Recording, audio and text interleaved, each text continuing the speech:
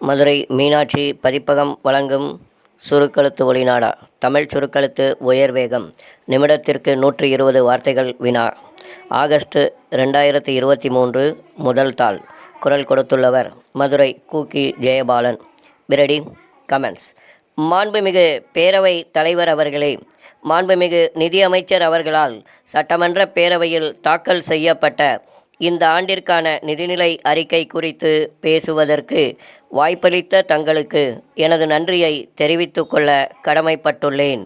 முதற்கட்டமாக ஒரு விஷயத்தை உங்கள் கவனத்திற்கு கொண்டுவர விரும்புகிறேன். கடந்த தேர்தலின் போது பெட்ரோல் மீது மாநில அரசு விதிக்கும் வரி குறைக்கப்படும் என ஆளும் கட்சியின் சார்பில் தெரிவிக்கப்பட்டது. இப்போது அவர்கள் ஆட்சிக்கு வந்து ஓராண்டு காலம் நிறைவடைய போகிறது என்பதை சுட்டிக்காட்ட விரும்புகிறேன்.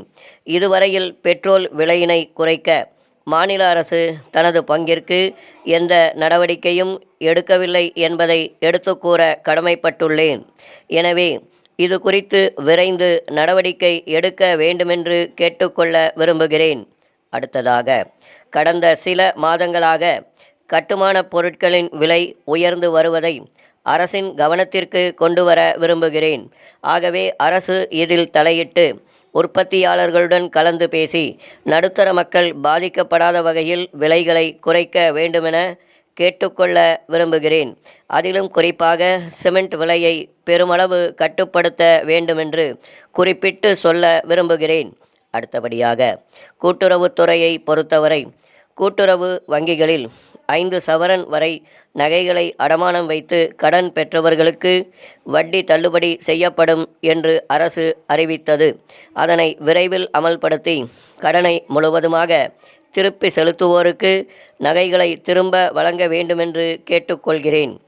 அது மட்டுமல்லாமல் அரசின் சார்பாக கூட்டுறவு வங்கிகளுக்கு வழங்கப்பட வேண்டிய நிதியையும் உடனே வழங்க வேண்டுமென்று அன்போடு கேட்டுக்கொள்ள விரும்புகிறேன்.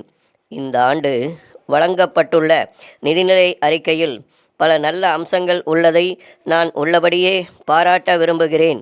அதே நேரத்தில் மிக பெரும் துறையாக உள்ள பொது பணி துறைக்கு இந்த ஆண்டு கூடுதல் நிதி எதுவும் வழங்கப்படவில்லை என்பதை சுட்டிக்காட்ட கடமைப்பட்டுள்ளேன். அதேபோல மதுவிலக்கை பொறுத்தவரை மக்களிடையே மதுவின் தீமைகளை குறித்து விளம்பரம் செய்வது பற்றி நிதிநிலை அறிக்கையில் எதுவும் குறிப்பிடப்படவில்லை என்பதை மாமன்றத்தின் கவனத்திற்கு கொண்டுவர விரும்புகின்றேன். பொதுவாக அனைவருக்குமே மனதில் ஓர் ஆசை உண்டு.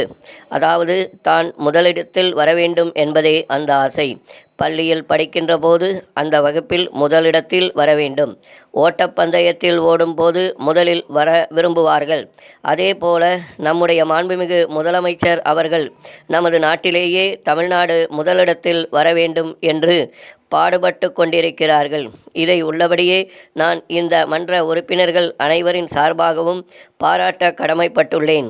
இதன் தொடர்ச்சியாக நான் முதல்வர் என்ற திட்டத்தை முதல்வர் அவர்கள் உருவாக்கியுள்ளார்கள். ஆண்டுக்கு 2 லட்சம் மாணவர்களை தேர்ந்தெடுத்து அவர்களுள் ஒளிந்திருக்கும் திறன்களை வெளியே கொண்டு வந்து மேம்படுத்தி அவர்களை முதன்மை நிலை அடைய செய்வதே இந்த திட்டம். தொலைநோக்கு பார்வையுடன் வருங்கால சந்ததியின் வளர்ச்சிக்கு வழிவகுத்துள்ள மாண்புமிகு முதலமைச்சர் அவர்களுக்கு இந்த நேரத்தில் எனது நன்றியினை தெரிவித்துக் கொள்ள கடமைப்பட்டுள்ளேன். அது மட்டுமல்லாமல் ஒட்டுமொத்த மாநிலத்தையும் முன்னேற்ற வேண்டும் என்ற நோக்கத்தோடு பல முதலீட்டாளர் மாநாடுகளை நடத்தி 2 லட்சத்திற்கும் மேற்பட்டவர்கள் வேலைவாய்ப்பு பெறக்கூடிய திட்டங்களை அரசு உருவாக்கியுள்ளது.